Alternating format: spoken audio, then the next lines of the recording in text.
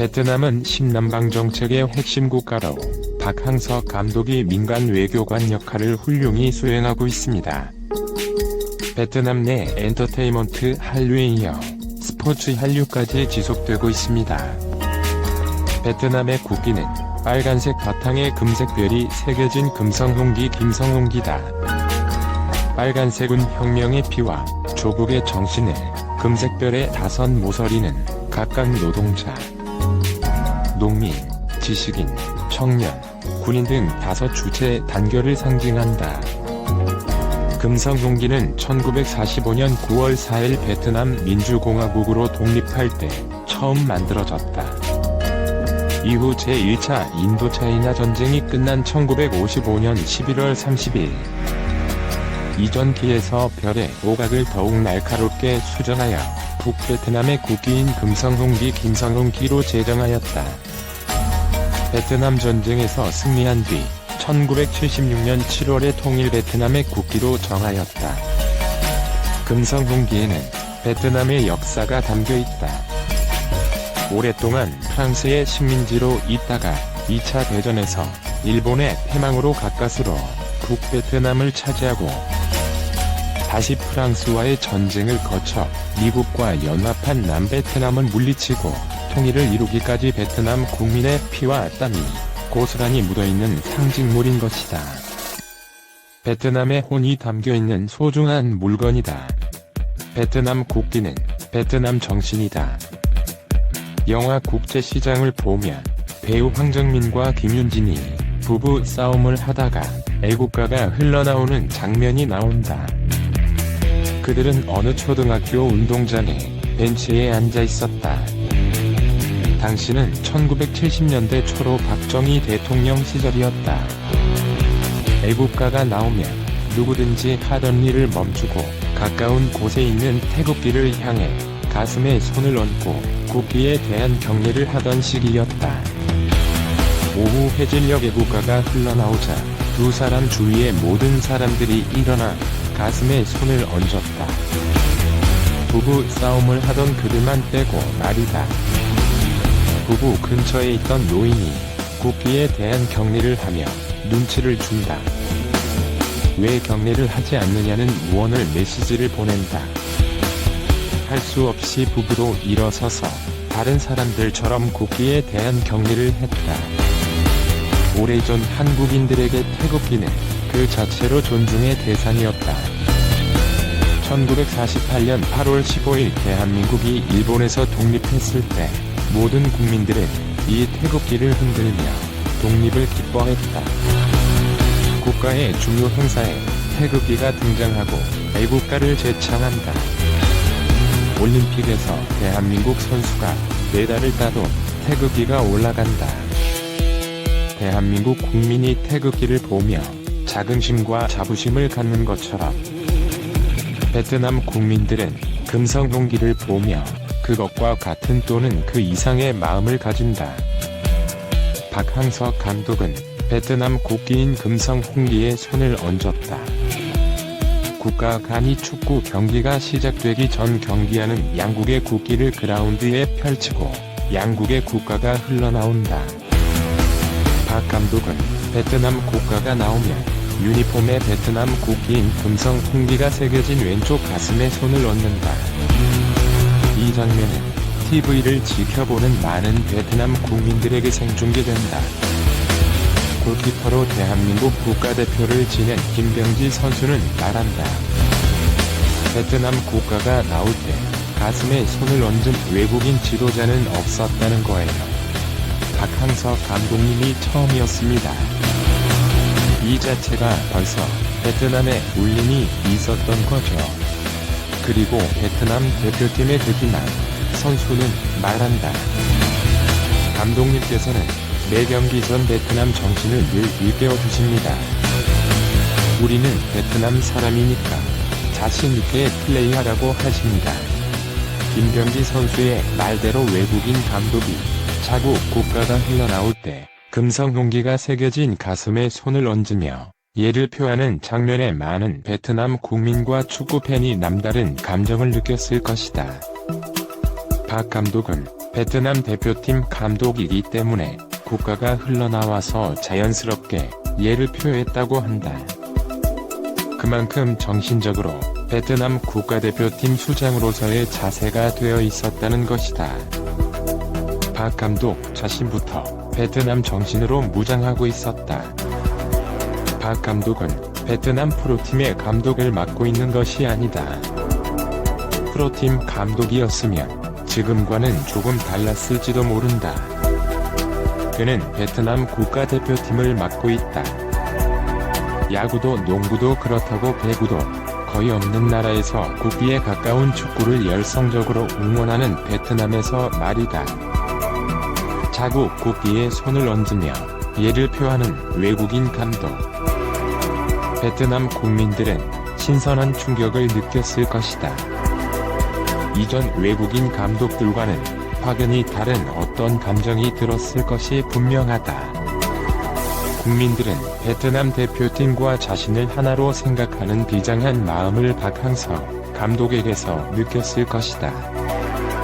팬들은 저 감독은 이전 감독들과는 뭔가 다르구나. 우리 대표팀이 새로운 감독이 와서 어떻게 달라질까? 라는 기대를 가졌을 것이다.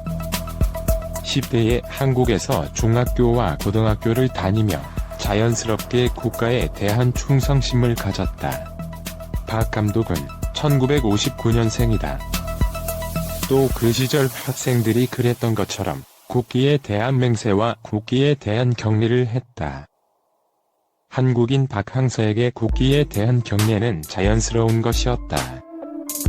애국가가 울려 퍼지면 가슴에 손을 얹는 것은 당연한 행동이었다. 이런 청소년 때의 경험이 베트남에서 축구대표팀을 맡으면서도 자연스레 이어진 것이 아닐까. 아무튼 박 감독의 금성동기에 대한 베트남에 대한 경례는 보는 사람으로 하여금 숙연하게 만든다. 자신의 모든 것을 베트남에 쏟아붓겠다는 취임 초기 말을 떠올리게 한다. 그동안 축구를 하면서 배운 모든 지식과 경험을 베트남 축구 선진화를 위해 후회 없이 사용하겠다는 담담한 다짐을 하는 장면이 지나간다. 그 모습에서 모든 경기에 최선을 다하겠다는 의지가 느껴진다. 올 테면 와봐라. 한번 해보자는 배짱이 느껴진다. 베트남 축구 팬들은 말한다. 박 감독님이 오시고 베트남 대표팀은 무슨 일이 있어도 포기하지 않는 정신이 생겼습니다. 모든 베트남 국민 속에 자랑이라는 것이 생겼습니다. 박항서 감독은 베트남 대표팀을 바꿨다. 경기에서 펼쳐지는 선수들의 플레이에서 베트남 국민들은 그것을 느낀다. 대표팀은 이전처럼 경기에서 무기력하게 무너지는 플레이는 더 이상 하지 않는다. 팬들은 승부에 관계없이 90분 내내 투지 넘치는 플레이를 펼치는 대표팀에 무한한 자부심이 생겼다. 대표팀은 이제 국민들이 자랑이 되었다. 1억 베트남 국민들 마음속에 할 수 있다는 자신감을 불어넣었다. 확실히 베트남은 동남아시아의 축구 강자로 올라섰다. 아시아 대륙에서도 결코 무시할 수 없는 실력을 보유한 팀이 되었다. 그 밑바탕에는 금성동기에 손을 얹고 게임에 임하는 박항서 감독이 있다. 그는 대한민국 경상남도 산청군이 고향이다. 박 감독의 조국은 대한민국이다. 그런 박 감독에게 제2의 조국이 생겼다. 그 나라는 북부의 수도 하노이부터 남부의 대도시 호치민에 이르기까지 길게 뻗은 베트남이다.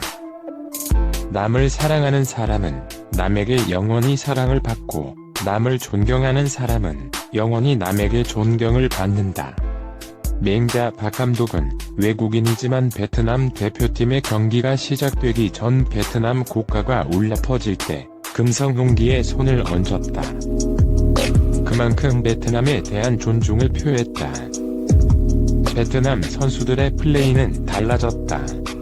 그 때문이었을까? 물론 코칭 스태프의 철저한 전략과 전술로 준비되어 있었고 경기 전 선수들의 피나는 훈련이 있었다. 그런데 이것은 다른 팀들도 다 준비하는 것이다. 축구는 11명의 선수가 같이 뛰는 경기다. 정작 중요한 것은 따로 있다. 개인기도 중요하지만 그것보다 팀의 조직력이 뛰어난 팀이 결국 승리한다.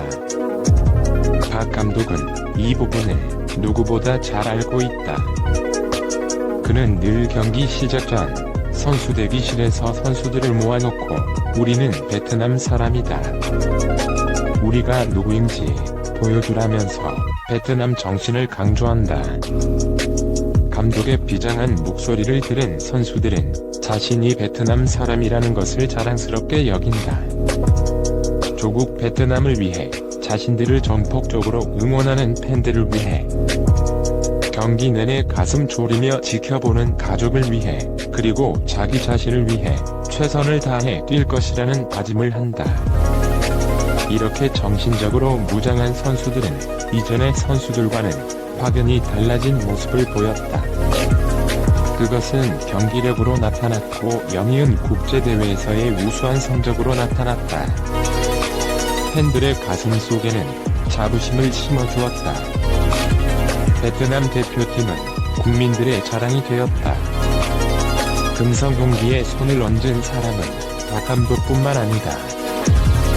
이영준 수석 코치와 배명호 피지컬 트레이너 역시 가슴에 새겨진 금성 동기에 손을 얹었다. 자신의 나라가 아니라 축구로 인연을 맺은 다른 나라에 대해서도 예를 갖춘다. 그만큼 한국인은 애국심이 강하다. 대한민국에서 가장 중요하게 생각하는 덕목이 예다. 대한민국은 동방예의지국이다. 그 부분이 한국 지도자들의 행동으로 표현된 것이다. 베트남과 한국은 유교 문화권이다.